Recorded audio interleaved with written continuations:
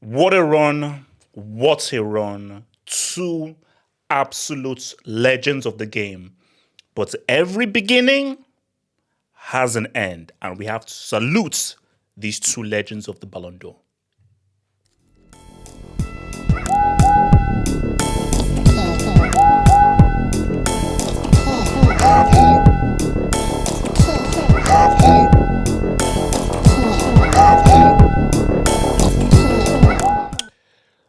I think we have to celebrate these guys. So first of all, let's just look at this. So let's just first look at this. For the first time since 2003, Cristiano Ronaldo and Lionel Messi are not nominated for the Ballon d'Or. That's crazy. For the first time since 2003, that was only 1 year after a post-Grenade Ronaldo-led Brazil to that Gate World Cup. Since 2003, this is the first time that they've not been nominated for the Ballon d'Or. That is insane.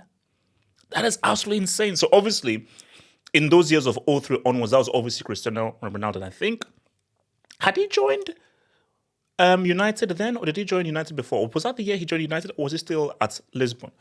But whatever the case may be, that's insane. That is absolutely insane. And I think the reason why I had to do this video is it's a seminal moment. It's a seminal moment. It's like these guys, they have defined the Ballon d'Or. They've completely defined the Ballon d'Or. Because I told you, growing up, one guy wins in 1 year, another guy wins in 1 year. And it was not really a big deal. It was more so that, okay, shout out to this individual who is celebrated for that 1 year. But what these guys have done, their consistency, their absolute unearthly domination of this individual award, it is the likes of which we will never see again. We're never seeing this kind of domination over an individual award in football ever again. It's never happening. So let's dispel this myth right now. Before we go into celebration, let's just dispel the myth, because some guys are saying that, but neither of them deserve to be nominated. So let's just run it through. See, first off is this.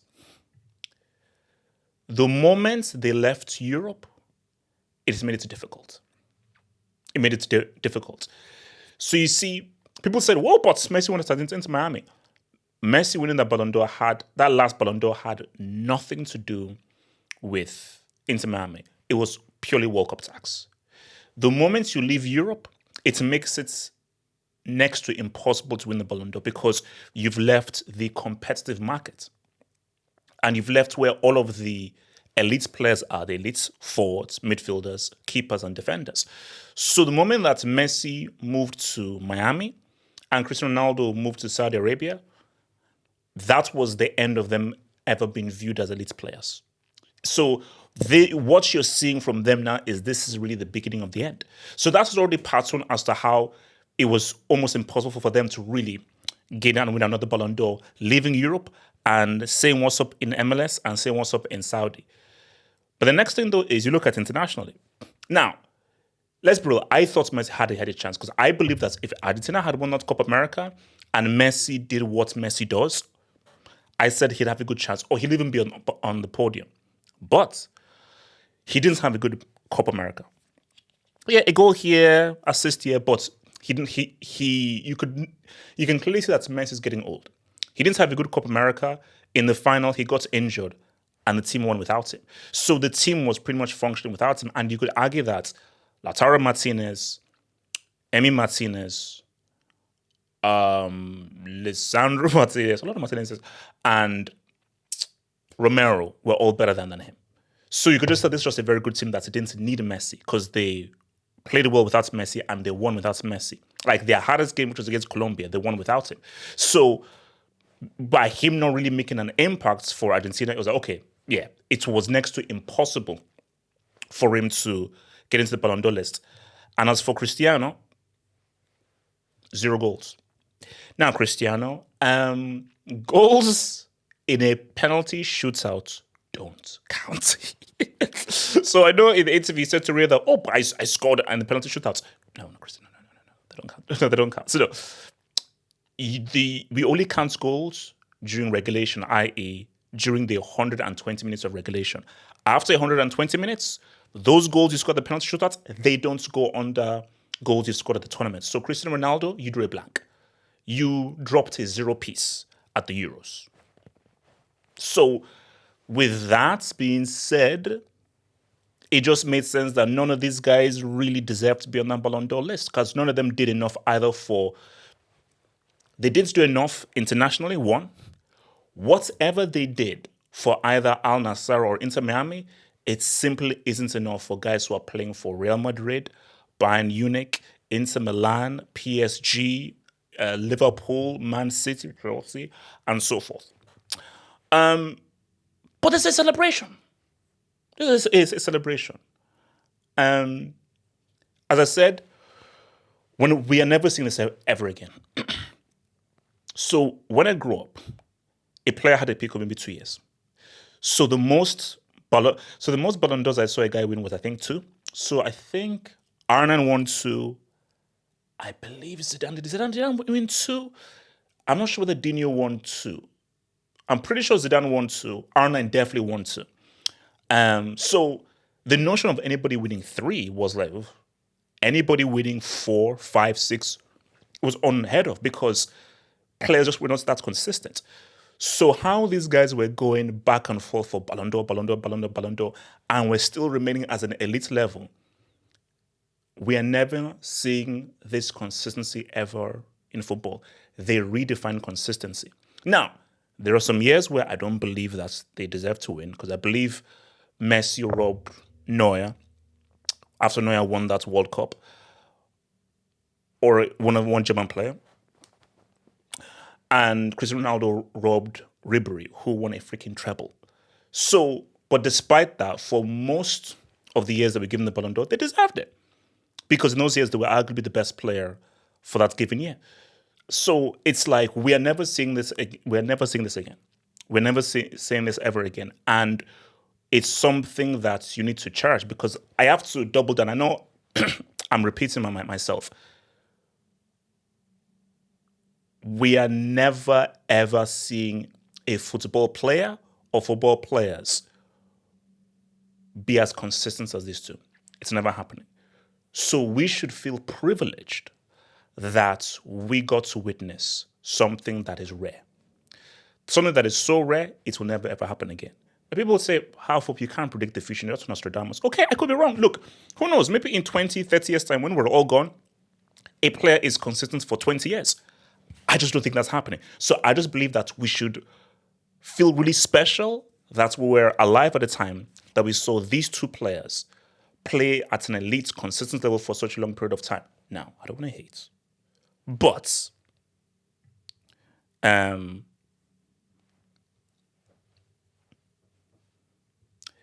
like, apart from 1 year, maybe 2 years because 2010, I'd say that 6 of those Ballon d'Ors Messi deserved. I think Ronaldo deserved 4 of them. I mean, so he robbed Ribery one time, but that's one side. This makes sense because Messi, like Chris, they're both consistent, 100%. Messi is the most consistent player that has ever and will ever live. I'm telling you right now, this is not my opinion or review point. We will never see a human being be as consistent and play at an elite level like Lionel Messi ever again. It's never happening. Never. And when you just look at the amount of times that he deservedly won the Ballon d'Or, he didn't deserve it every year, but for the amount of times he deserved to win it, it's never happening again. Never. Like, this guy was 10, 11 years into his career and he was the best player. People say the 91 goal season, the best we've seen of Messi and arguably one of the best attacking players. Let's respect defenders. Let's respect defenders. But the best attacking player that we've possibly ever seen, or one of the best attacking players we've ever seen, is 18-19. 2018-19 Messi, that is Messi in his final form. Passing, dribbling, playmaking, creating, goal scoring. Influence over 90 minutes. So, but for both of these guys, the level of consistency was insane. And It takes nothing away from Cristiano because Cristiano, you were doing battle against a freak of nature. You're doing battle against a guy who is in a very small category as one of the best players ever. Very small category. So Cristiano Ronaldo, you were always going to lose this. You simply always going to lose it because as I've said many times, and I said this before they both won an international trophy. Go check my YouTube video. I said this back, I think I said this in like 2016 or 2017. Before they won an international trophy, I said, Cristiano Ronaldo, amazing player, redefined goal scoring. You're not in the same galaxy, talent-wise, as Messi. It's not a conversation. And for me, as a football savant who's been watching football since I was 6 years old, I knew that no. Messi is different. And Cristiano Ronaldo and Messi, they're not in the same conversation footballing-wise. Goal-scoring-wise, yes. Footballing-wise, you're not in the same conversation. So when you just look at the Ballon d'Ors that Messi has won, no one is ever doing this again. Never. We are never, ever seeing this ever again. It's never happening.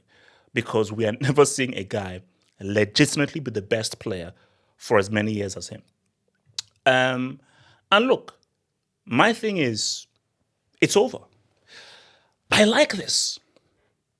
You see, for some people, they're like, oh my gosh, all these new era bombs, these are trash. I'm not one of those guys. I will never see a player as good as R9. Ever. Messi's amazing. Neymar, amazing. Cristiano Ronaldo, amazing. They're not as good as R9. For me, I will never see a player as good as R9. I believe R9 is the best football player ever. He's better than Pele. He's better than Maradona. He's better than Cruyff. He's better than Zidane. He's better than Dino. R9 is the best football player I've ever seen with my own two eyes. So what I don't do is that, oh, he's not as good as R9. He's not as good as R9. I'm like, no. I don't care about whether you are better than R9. You'll never be better than R9. Who are you? How are you defining your own legacy? So what we have to do is, these guys have had their legacy, it's gone.